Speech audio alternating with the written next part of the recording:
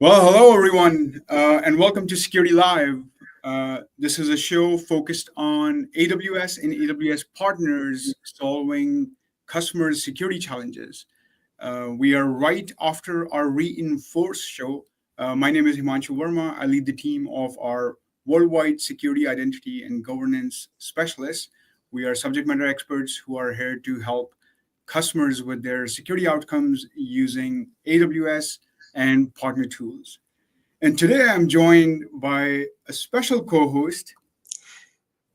Great to see you all. I'm excited to be here, Himanshu. Thanks for having me. My name is Jacob Abbott. I lead our partner specialist for CloudOps and CloudOps and Resilience. So CloudOps is a management, observability, and governance. So I work with Himanshu on the partner side. So happy to be here.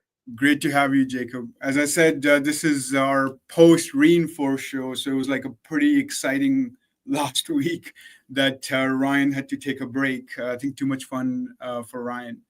I'm really excited. I think there's a lot of content that was launched and announced at Reinforce that I'm sure our customers and partners are going to leverage in the next coming days. But I think now is where the hard work starts in helping customers and partners understand the outcomes of all those announcements. I was particularly excited about the theme this year, which was simplification of security for both customers and partners. And some of the product announcements and service announcements were aligned to that theme. Really excited about Security Hub, the new evolution of Security Hub, how it brings all the signals and findings together. Really excited about our new AWS managed security service provider specialization, a relaunch of our MSSP specialization. So partners out there who are looking for that, keep an eye on that. And speaking of that, and speaking of partners, we have an exciting lineup today of our partners. And the first one who's joining us is Tyler from Sonatype. What's up, party people? How are we doing today? Welcome, Tyler. Right. Welcome, Tyler. Welcome to the show. We were just talking about Reinforce last week. And it was a pretty exciting week, very busy week for all of the security stakeholders at AWS. Hopefully, you were plugged in and either listening or participated in some of the content from Reinforce. Yeah, the lots of great keynotes and presentations and hands-on workshops. The most challenging part of Reinforce for me was finding room to have a meeting at those tables up at that cafe. I'm talking about, you go up the escalator. Hey, let's just meet there. Just everything was booked with meetings and conversations. So having to snipe a table was probably the most challenging part of Reinforce for me. And when finding a place to meet is the most challenging part, it was a good show. We'll get into a lot more of this. Tyler, why don't you give us a quick introduction for our audience? Who you are, what you do, how did you landed where you are today? All right, so I'm Tyler Warden, dialing in from Atlanta, my home. I'm the head of product at Sonatype. If you're not familiar with Sonatype, we are really focused on helping organizations maximize their use of open source software, open source components, and open source AI models. And without having to trade off between going fast and being secure, you can do both. And so I've been at the company about 2.5 years and excited to be here. Very cool. Welcome to the show, Tyler. Tyler, one of the things I think I'm always intrigued about is what was the journey of bringing you into security space or, security outcomes. So tell us more about your career progression. Yeah, my career started in the supply chain space and logistics around software. And then I went into the data space. And what intrigued me about coming into Sonatype was when I was being brought in, the founder talked to me about the philosophy of the company. And he said that, we're not a security company, we're a supply chain company, which I thought was really intriguing. And I said, tell me more. And his response was like something you get to say if you're a founder, a co-founder, you get to get up on the stage and the outfit and like the lighting and the lab mic, and you're really hitting it. So this is not like the customers don't think about it this way, but it intrigued me is that we take the proven concepts from the physical supply chain world around just-in-time manufacturing, the Deming style Toyota production system, things like choosing fewer, better suppliers, not passing defects downstream, knowing where your inventory is. That's the world that I came from. And we apply that to open source, whether you're grabbing Java or JavaScript or PyPy or now models from, say, Hugging Face. The same concepts, when applied to software, lead to much better outcomes. And one of the better outcomes that is in a lot of the selection headspace of organizations is less risk, better security. But it's not the only outcome.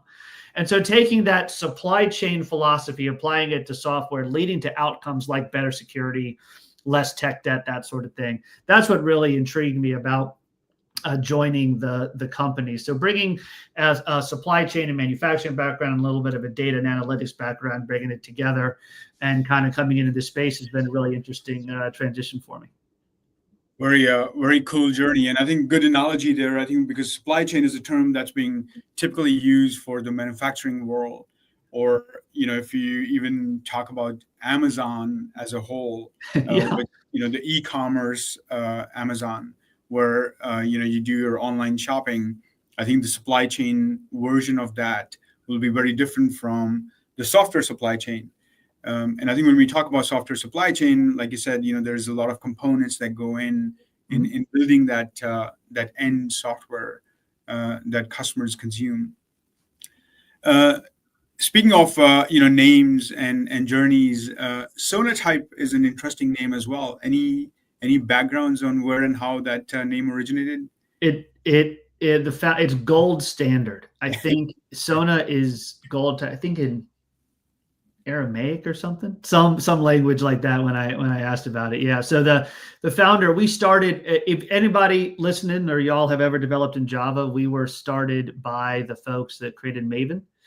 And then Sonatype is the stewards of Maven Central. So about 98% of the Java distributed around the world runs through us. So that's how we started. And so we wanted to be kind of the gold standard of open source. So that's where the name came from. I asked that early on. Sanskrit, maybe? I don't know. Some language. Gold standard is what it stands for. Yeah. Very cool. We're just hitting off of Reinforce, and some of the things that we heard was, key themes around automation, and automation has now evolved into leveraging artificial intelligence and generative artificial intelligence, or Gen AI, to automate some of the things. How is some of that shaping the supply chain world? Yeah, we see a few vectors coming in. One is there's a new class of supplier. So take I don't know, you're making cars, right? People like Ford have had to now procure batteries like they didn't have to before, and electric engines like they didn't have to before, right? So there's a new class of supplier. It used to be about, depending on the stats and the day, between 85 and 90% by lines of code. Software created by companies, about 85 to 90% by lines of code, is open source. So they're managing 10 to 15%. And so what people used to do is they went to these suppliers like Maven or NPM or PyPy or Code, whatever. They would grab these open source components. What we see is now there's a new class of supplier where software development teams are bringing in models, right? So they're bringing in models, regardless of where they run them. They're making model selections now, typically from Hugging Face if they're open source, or from GitHub or any of the places where you could get NVIDIA. And so they're making these model selections. So first, there's a new class of supplier. With any new class of supplier, not just type of class, there's different benefits and risks, right? So, and what we find is in that vector, new, let's say, asks are being made of security teams that are kind of tangential to what they used to do, but where in an organization is risk managed best, it's in security. So we see one of the things happening is security teams are being asked to I think, and in some exciting ways, take on a different class of kind of risk profile and designation. The example that I give is if you're using Gen AI in your software to maybe have a chat or an interactive experience that's more, English language back and forth, would you want a model that's behind that having not safe for work, let's say, data that trained it? Now, I don't know what your business is. Maybe you do, maybe you don't. There's no judgment there. But we're seeing security teams now having to make like model ethical decisions and legal risk decisions. And if you use a model to buy electricity, let's say, or buy and sell something, and that model suggests not the best price, where does that land? And so we see security being asked to do more, maybe exciting, but at least different things than they had to in the past. And there's other vectors we see, but that new class of suppliers, one that we're seeing probably hit teams the hardest and the fastest. And a lot of them are just trying to answer, like, what are we using and where? So Tyler, how do you do that? Like, how does Sonatype, govern their AI models, right? And dive into the security realm of AI, because it's still the Wild West, in my opinion, right? Yeah, we get to build off of a history of having done a lot of this before. It seems to me that AI today is in a very similar place that open source was maybe 15 years ago. We would talk to these large organizations at the top and say, we're not using open source at all. And we're like, well, actually, like 85% of your software that you just shipped is Java and JavaScript. And so you are, trust me. And then now when you go up to the highest level of these organizations, open source is just how they build it. And so those same concept of visibility, of policy, of rapid identification, and we see this same pattern of there's identifying goes to information to knowledge to policy to scale, right? That same kind of thing happens. And so what we try to do is have a very forward-looking, well-funded, big data research team that's building systems and software that go and scour the big repositories on the internet and does a bunch of research.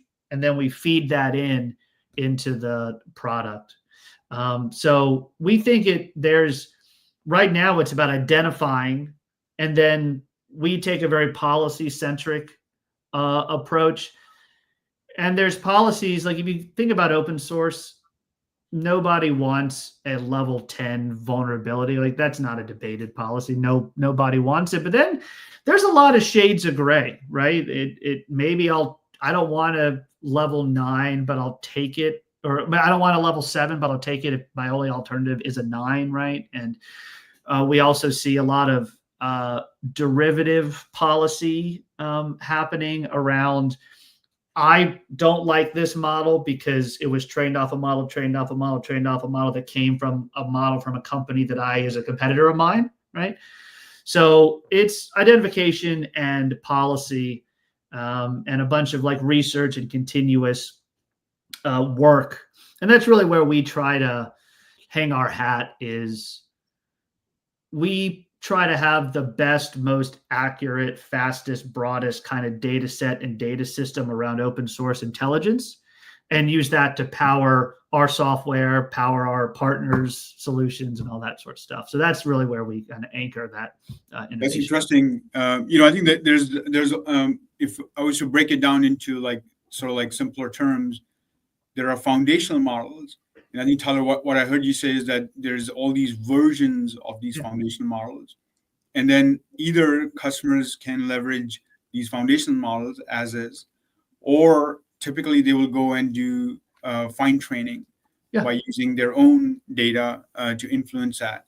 I think which is where the context and their own customer data comes in. That's right. So that they can get some business outcomes from these foundational models.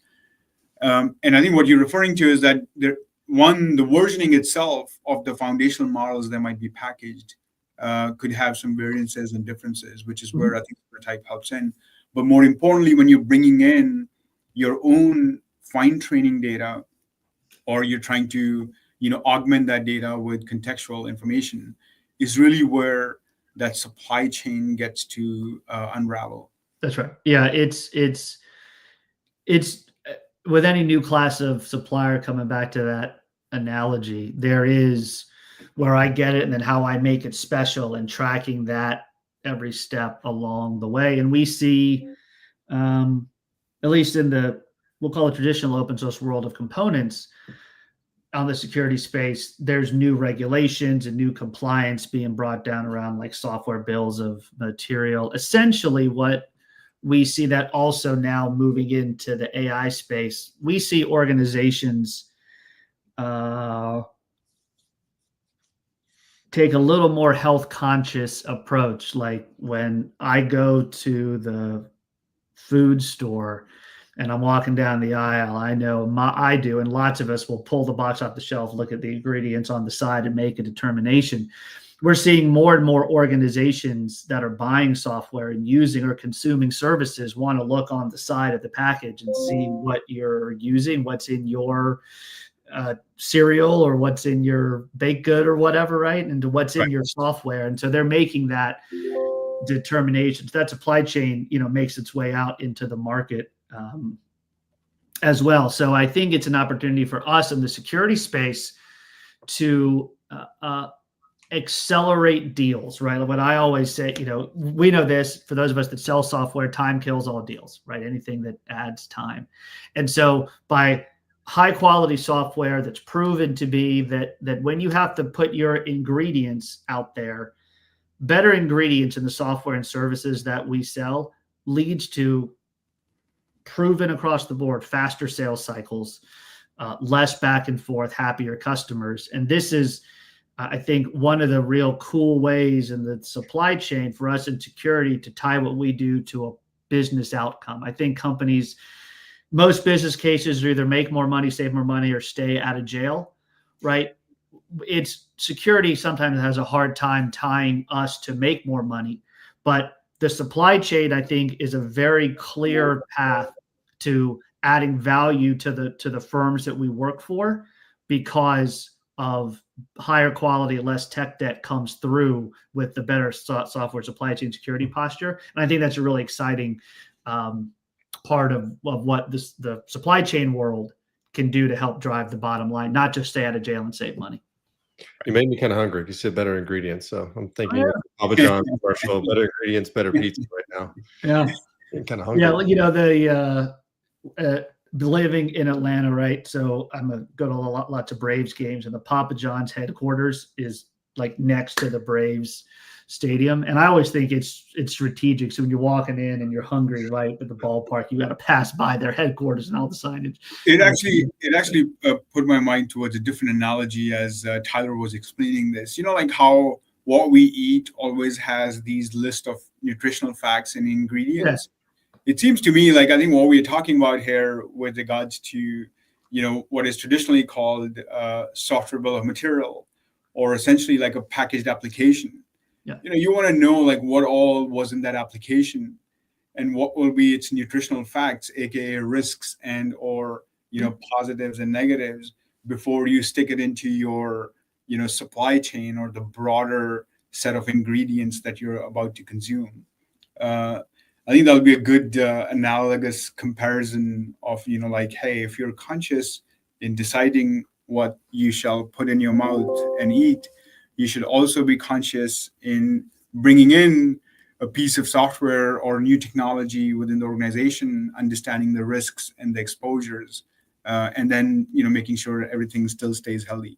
That's right. And you also get a really interesting insight into your suppliers around their level of innovation and stability, right?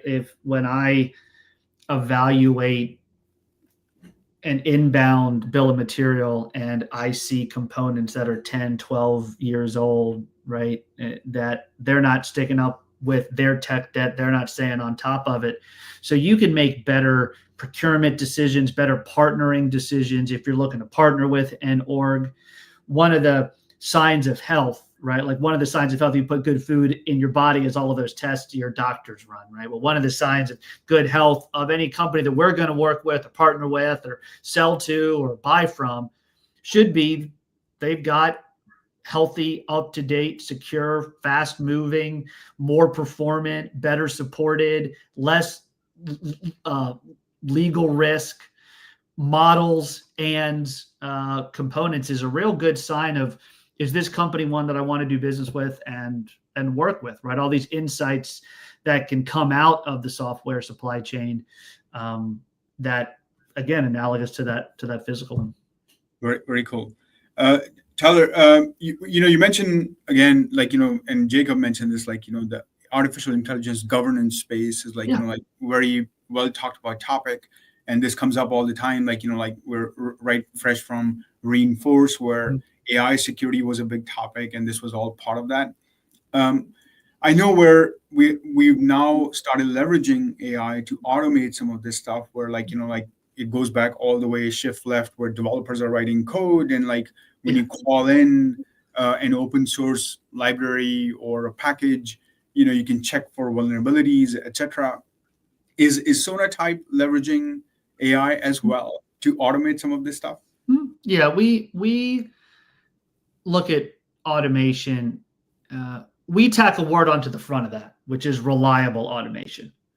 So we focus on driving automation that can be trusted and can work reliably, which doesn't necessarily mean every time deterministic, but it means reliable. It means that we know that you could bump this version of a component and it's not going to be a breaking change. Now, of course, you could automate a lot of the code that could change it, but then you've got risk of like your test passing. So reliable automation. And we use it for security research. We use it for automating dependency management. And we use it to do some unique protection against open source malware. So a really deep security topic is the fact that the software supply chain is an attack vector.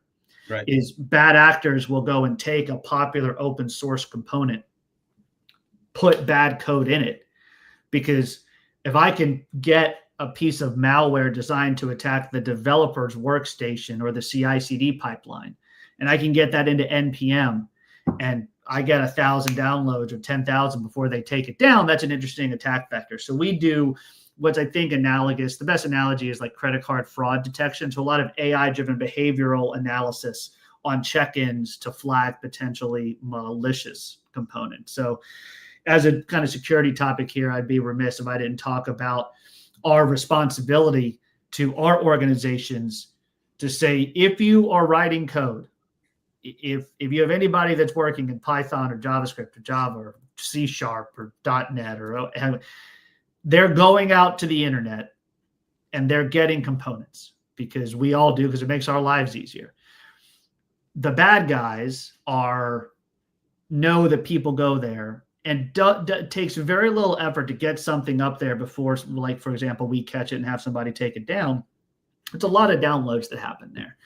And so part of our job is to protect the supply chain. And part of what I would talk to the audience about here is I know that security folks could, read articles or X or listen to this, and there's 1,000,001 things of potential risk vectors all day, every day, right?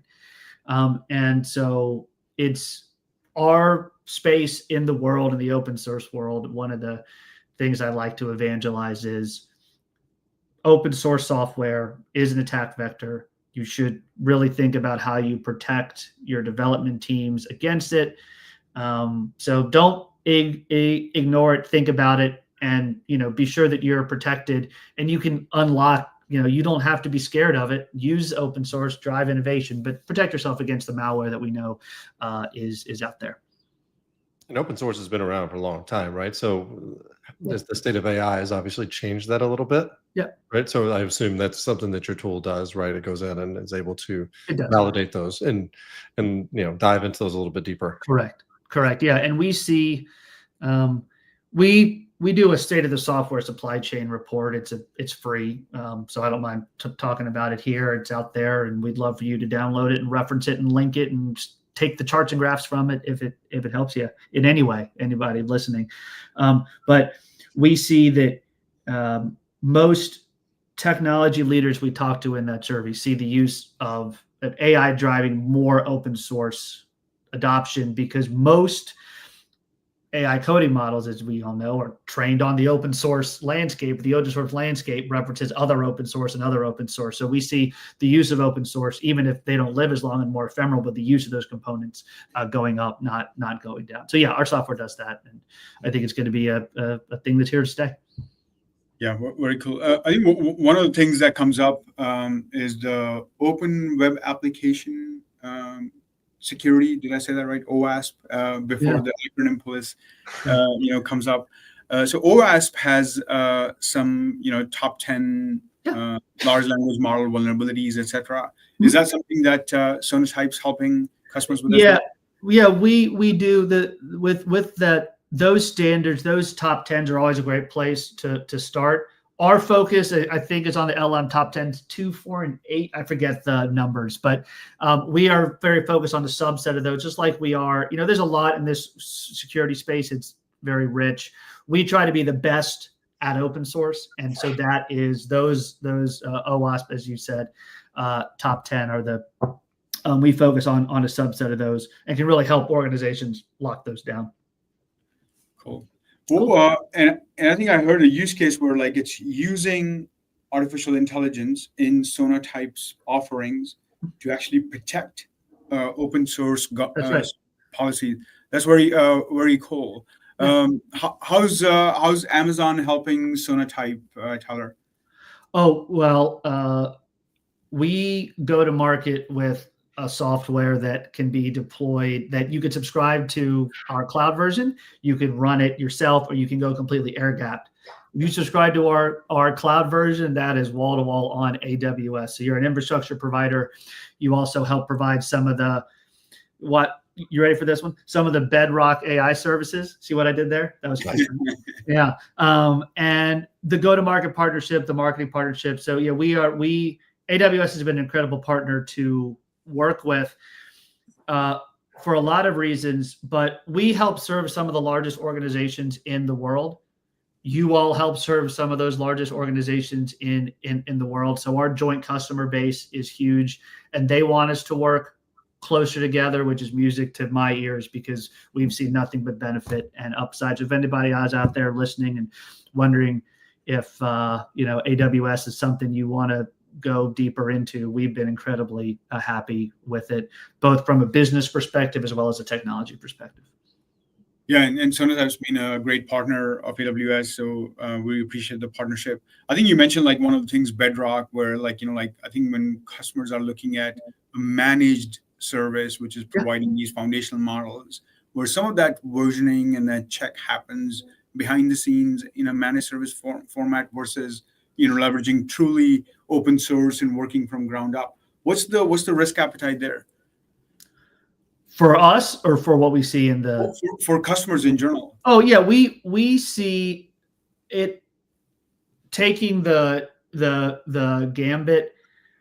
Some organizations, the most highly regulated one, a little more lockdown, but what we see is this kind of managed service around model execution and versioning is something that we see a lot of organizations, including ours, I'll speak for us, see a lot of benefit from. We get to focus on where we want to innovate and not on those core services that Amazon does so well. Perfect. Hey, Tyler, we're coming up to time here. Any other food joints or recommendations in Atlanta other than Papa John's?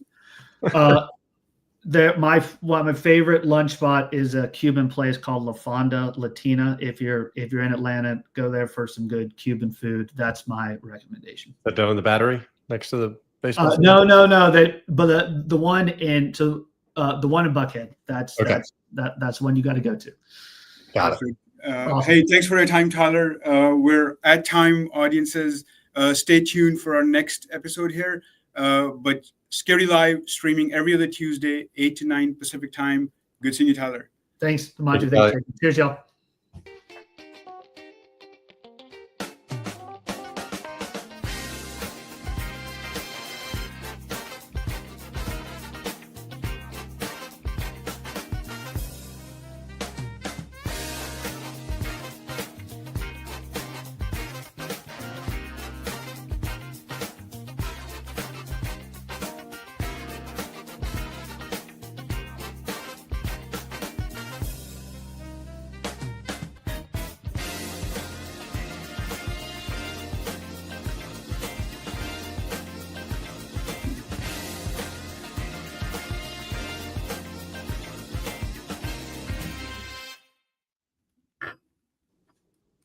Welcome back and hello, everyone.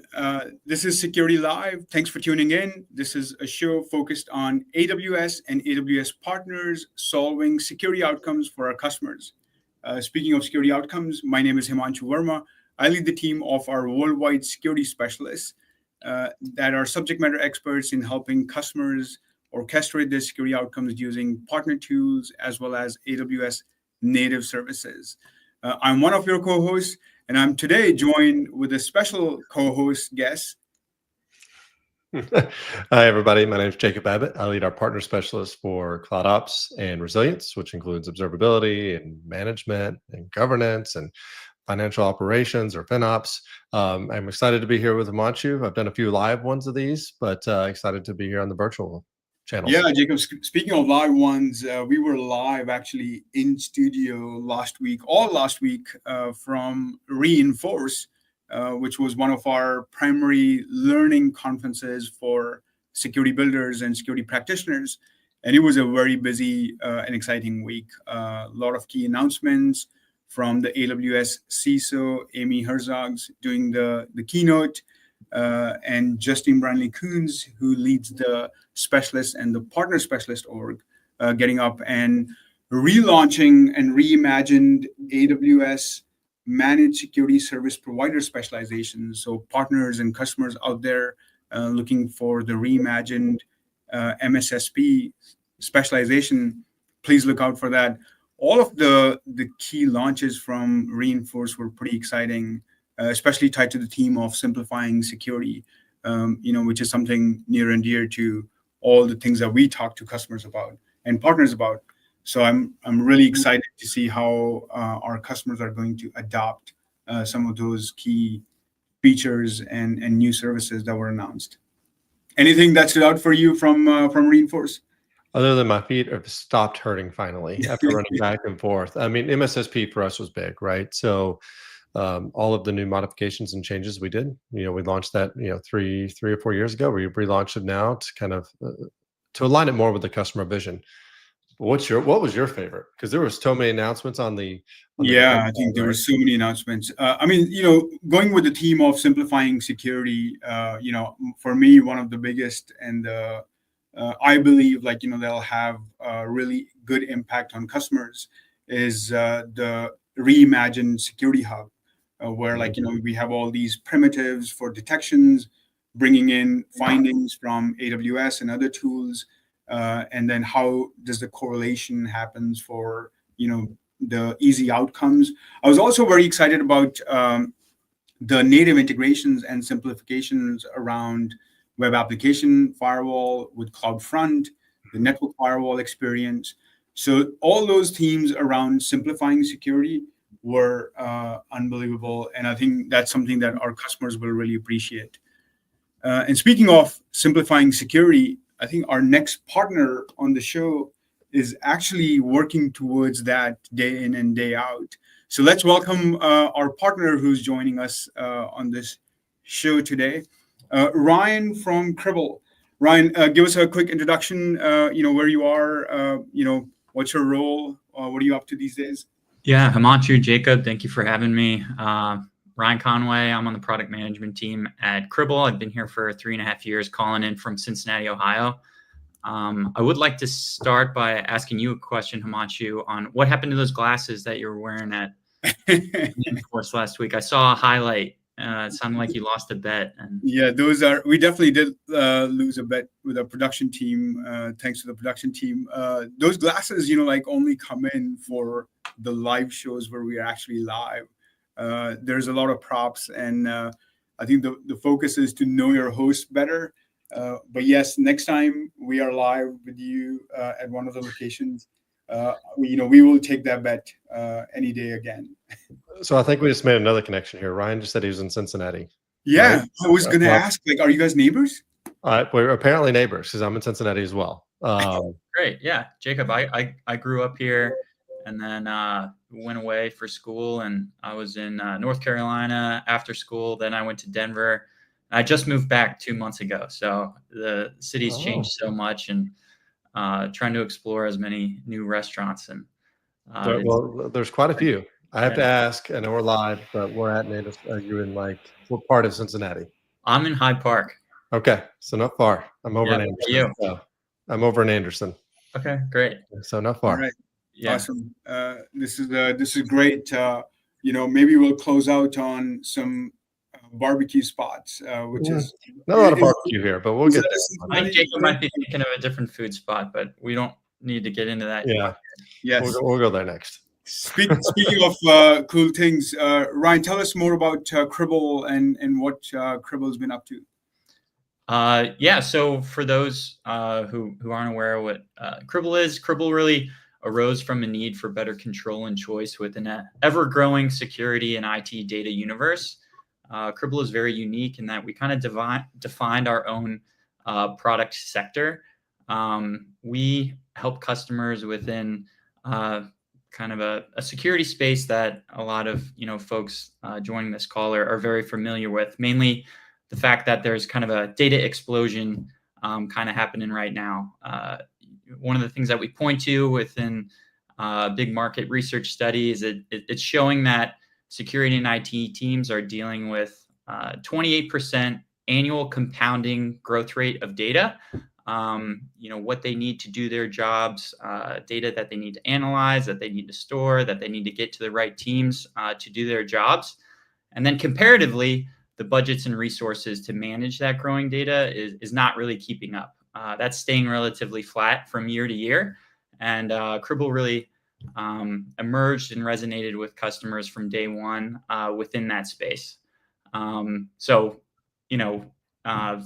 We started as a telemetry pipeline sitting in between where data originates and then where it needs to go to be stored or analyzed. And I remember one of the first conferences I attended with Cribl. Customers would come up to our booth, asking what Cribl was all about. And one of our sales folks made the analogy that Cribl is like the grand central stations of logs, metrics, and traces. And I really liked that analogy. And then he said it's that, but without the stinky train smell. So that's kind of a light bulb moment from 4 years ago with our flagship product, Cribl Stream. But since then, Cribl has really evolved to be a lot more than that. We now offer 4 products within our suite, delivering solutions across the entire data management space. We see ourselves as a data engine for security and IT teams. Now we go to conferences and we're getting more brand recognition, and some customers are asking us what we do still, and we usually respond with a question back to them. What is your role? What problems are you trying to solve? What are you doing in the security space? And then based on their answer, we can really tailor our response. Our pipeline and our Cribl Stream functionality is still a huge part of our business, but now we have an agent for infrastructure monitoring that you can deploy and send data to Cribl Stream. We have a search product to help teams kind of query data in place. And then we have data storage offerings, kind of augmenting the full data management cycle, that's in the form of Cribl Lake, folks looking to take advantage of storage and retention solutions within the Cribl umbrella. So 4 years ago, I would answer that question differently. And now we've got a lot more within our product suite, and just always looking for ways to get to that light bulb moment with customers who are interested in learning more. So those analogies help. So this is a very relevant topic, Ryan. I think we talk to customers all the time, and just like the sheer explosion of information and telemetry and data is really mind-boggling. Walk us through some of the problem statements that come into place for some of these innovations that you just talked about, right? So I can imagine when we talk about log explosion, there is cloud applications generate a lot of verbose logs. There's obviously the traditional enterprise applications that customers might be using, whether it's on their endpoints, whether it's on their IT infrastructure on premises, or like, like software as a service products. What's really driving the need for generating all this information? Well, just with within the security space, we need to better monitor, and there are compliance and regulatory reasons for us to capture more data and prove that we're managing customer and infrastructure data the way that regulations require, and the way that security teams within organizations are defining security within their individual parameters. Another thing I like to talk about within kind of the data explosion is that there are so many vendors competing within the data management space, and the way that they carve their piece of the pie is by defining their own schemas, requiring customers to download their own proprietary collector, as new schemas and new vendors come into the market. There's new standards, and it introduces new solutions that customers need to explore, and just increasing that amount of surface area that security teams need to cover in the modern age. And you guys do a lot with the Open Cybersecurity Framework, OCSF mapping, and with your new tool, right? Is it Copilot? Yeah, Copilot editor uses AI to standardize that. Yeah, I'm not sure how far we're into our segment, but I can put a coin into the AI swear jar or whatever you guys have. I know you didn't make your last guest do it, but we did have that to reinforce a live acronym swear jar. So Jacob, I think, scooted through that with the Open Cybersecurity Schema Framework, OCSF. Yeah. So one of the big things that we're working with customers within the AWS space is getting data into AWS solutions like Amazon Security Lake, which requires OCSF. Customers are very interested to get there, but in order to get there, they're facing some difficult challenges, mainly with the syntax and the required key value pairs. It can be a tough place to navigate. Some organizations are thinking about spinning up their whole IT team to go develop custom pipelines and custom code to go do that. Well, Cribl is here to really help guide customers to make the decisions that are best for them. So if a customer is looking to get data into Amazon Security Lake, into the required OCSF format, just within the last month, Cribl has released our new AI Copilot editor. We've been extremely deliberate on how Cribl has entered the AI conversation. Lots of vendors are jumping in, kind of promoting AI capabilities without much substance, right? Folks love to talk about it. It's like pixie dust, sprinkle it here and there, and it really resonates and gets some clicks. Yeah. But at Cribl, we stated that we're not going to promote any product or AI capabilities until it really solves an actual customer problem. And Copilot Editor, does just that. It helps customers better understand some of our core capabilities within pipeline and function building. Those functions that customers are using to bring data into Cribl and then get data into OCSF on its way to Amazon Security Lake. So the way that AI Copilot Editor works is that customers can upload a sample file. The Copilot Editor will examine the sample, provide some feedback, suggesting on what OCSF schema, that they would recommend to use. And then the Copilot Editor builds a pipeline with the functions to show a customer how to get data into OCSF. That's interesting, Ryan. I think you mentioned there's when I talk to customers about this, there's like three parts or components, big components around the story. One is the ingress or the egress, which is where does the ingestion or the log generation happens. And I think what you mentioned, there might be cloud sources and cloud log sources. For example, within AWS, there's multiple cloud log sources, which is where services like Security Lake help to organize and aggregate and centralize that without having to go in and enable these logs individually or separately. But then there's non-AWS log sources, which is where also customers want to bring in that information. Now that it's all in one place, then comes the outcomes, which is like, what do I want to do with that? And typically, I think the security industry, or like I think even the observability industry, is focused on the control plane, which is what do you want to do as outcomes? Where do you see that paradigm? Like, what is, other than the compliance and or managing the life cycle of the data for regulatory needs, like what is the need today for customers to jump into that raw log source? So like the modern IT and security team really needs a kind of a modern approach for log management and security analysis. We're working with a lot of different customers that are joining the data management process, and they're at different points of maturity within their data management lifecycle.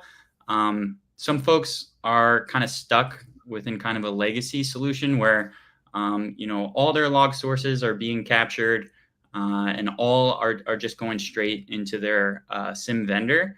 That kind of one size fits all approach kind of limits the amount of capabilities within the SIEM tool that all that data is going, and it is impacting those organizations on the bottom line. It costs a lot of money to retain data within those SIEM solutions.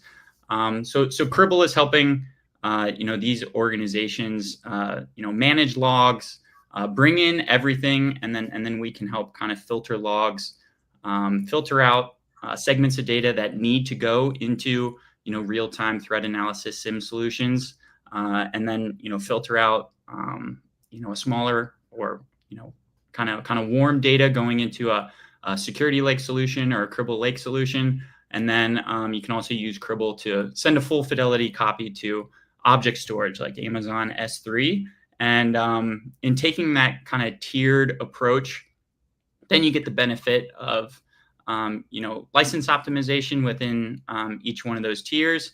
And then all the teams that are looking to do their work within those platforms have the data that they need on hand readily to perform the tasks that they need. I see. Could you talk a little bit more about like how do you determine like what's hot, warm, and cold? Like what's the storage strategy that you all have? Yeah, so the tiered kind of data lake strategy at a high level is really about breaking down data segments by the characteristics and the value of the data itself. We work with teams around asking a series of questions, and that would determine kind of the strategy on how the data is filtered and segmented. Some of those questions would include things like, what are your latency requirements? Does this data need to be analyzed in real time? How critical is this data? How often does this data need to be accessed? Is the data only being reused for audit or reporting purposes every month or quarter? Are these just kind of checking the box for certain SOC requirements? And then based on kind of the answers to those questions, then you can kind of build your Cribl pipelines and functions to filter that data to the solutions of your choice. I see. So I think the way I understood is that no matter where the data is, Cribl can help integrate that data or transform that data into the right persona sets and their needs, rather than constantly sending and shifting that data around into multiple tools. Yeah, we help. Yeah, our core capabilities around collecting data, parsing data, enriching, redacting, optimizing data on its way to wherever it needs to go. So the breadth of our catalog is really our strength, and dialing in how you employ those pipelines and our functions and our catalog at a whole is very unique on a customer by customer basis. So I assume obviously you're optimizing where data goes based on compliance and regulatory concerns, but it also has the side benefit of cost optimization, I would assume, right, within how you store that data. Yeah, very much so. So like I was saying, we're working with customers that have already made decisions within their SIEM platform, and they're realizing that sending 100% of the data into the SIEM is just going to blow up their bottom line. And a big light bulb moment for us is working with these customers and saying, hey, instead of sending 100% of this data into your SIEM, why don't we focus on the data that is most important? Get better data into your SIEM, and then you can always use Cribl to send a full fidelity copy of all 100% of the data to object storage, and it's there if you need it, and then you can use our pipeline capabilities to rehydrate that data as you need. So having that kind of tiered, segmented approach for SIEM augmentation is something that we're really focused on with a bunch of customers. Yeah, and for our audience out there, we're talking about simplifying security outcomes or observability outcomes with the volume of data. If you guys have any key questions and or problems that are there in managing the data or getting security outcomes, write down your questions. We'll be happy to answer them live here with our partner Cribl and Ryan from Cribl. So Ryan, I think one of the things that what we are finding from customers is that there's the security teams obviously who need to get access to some of this data for monitoring, threat detection, etc. But then there's also the operational teams who just want to make sure that things are operating at the way they're meant to, and what are the trend lines around that. Are you seeing a convergence here because it's the same data that is being used by multiple different teams and personas? What's the outcomes there for customers? Like how they should be looking at reducing the cost associated with where all the data is traveling. You get at the forefront at the kind of ingestion point within Cribl. You can think about all this whole stream of data coming into our platform, and then you can imagine that data kind of coming through our platform, and different teams, whether it's security teams or IT operation teams, are kind of raising their hand, asking for different segments of that data.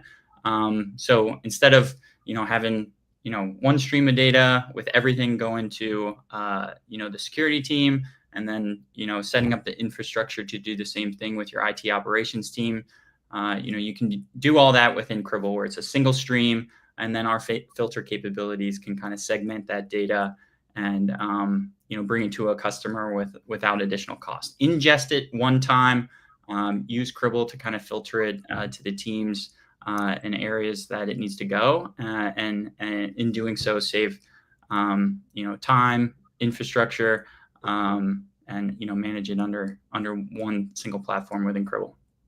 Got it. When we talk about the total cost of ownership aspect, there's multiple different pieces that sort of go in, usually overlooked. You mentioned the term hydration. You mentioned the term transformation.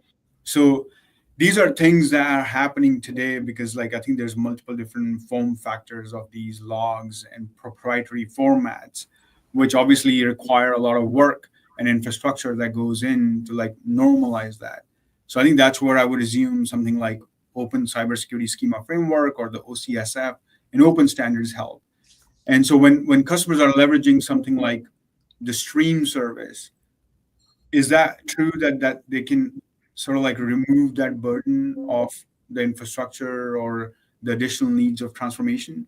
Yeah, we work with customers that are very interested in leveraging certain SIEM platforms for the reasons of taking advantage of a standardized format. So OTLP or OCSF or UDM, ECS. Whoa. That was a lot. Ryan's dropping in acronyms now left and right. Yeah, it's yes.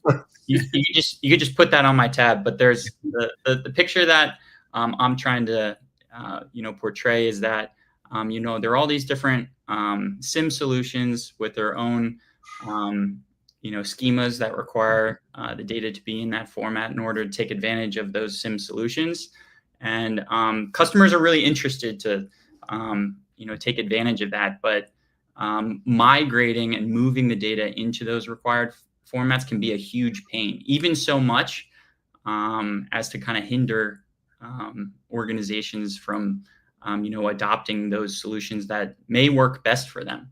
A lot of those SIEM migrations involve like ripping and replacing out agents and pipelines that were already created.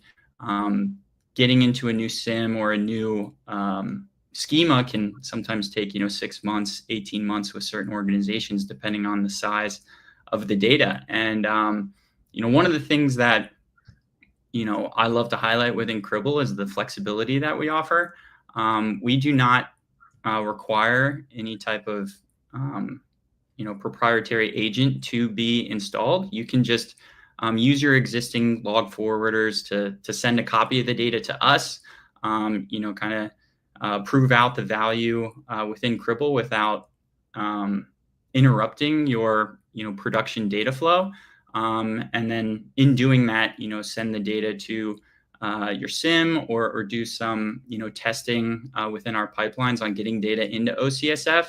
I've seen, I've jumped on customer calls where, that kind of the burden of getting data into those required formats or getting it ready to land in a SIEM is just so overwhelming for folks to do it because they've got a bad taste in their mouth from a SIEM migration that they did, 2 years ago. And, we can, sometimes jump on a call and get, a stream of data into the required format, landing in a SIEM of their choice, within just a couple hours. So you've gone from, a SIEM migration with the potential of all these resources over the course of 6 months into something that you can prove out just within, a 1 hour call with us. So the key here is to keep the data where it is, let the transformation and the automation happen as the data is coming in, and then leverage it, wherever it's needed based on filtering and intelligent operations on the way out. Now, there's also the concept of the data needs to be prepared before it can be queried, or I think there's terms like indexing the data and federation of the data, which is something like you mentioned, Amazon Security Lakes sort of does.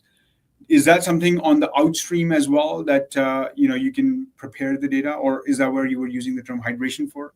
Yeah, so I'm actually on the Cribl Stream integrations team, and our charter is to make sure that the vendors and the third-party services that we integrate with are meeting the standards of whatever vendor we're working with. So in delivering our Amazon Security Lake destination, which we did, I think, 2 years ago. It was exactly up to the, requirements around what is required in getting that data into Amazon Security Lake to make sure that once the data lands there coming out of Cribl, that it's taking advantage of, the schema and the way that the data is stored and the way that the data is expected so that, Security Lake can do its thing once the data lands there. We get a lot of feedback from our partners around making tweaks on our specific integrations. So that Amazon Security Lake integration is a great example of that. Perfect. All right, we're right at time here, Ryan. Thanks for the conversation. For our audience, please check out Cribl and Cribl Stream products and services. And stay tuned every other Tuesday for Security Live, streaming to you from 8 to 9 a.m. Pacific time. We will also be live in studio at our Security Summit, the New York Summit, Security Summit coming up on the 15th of July. So tune in for that as well. Thanks, Ryan. Thanks, folks. Thanks, Jacob.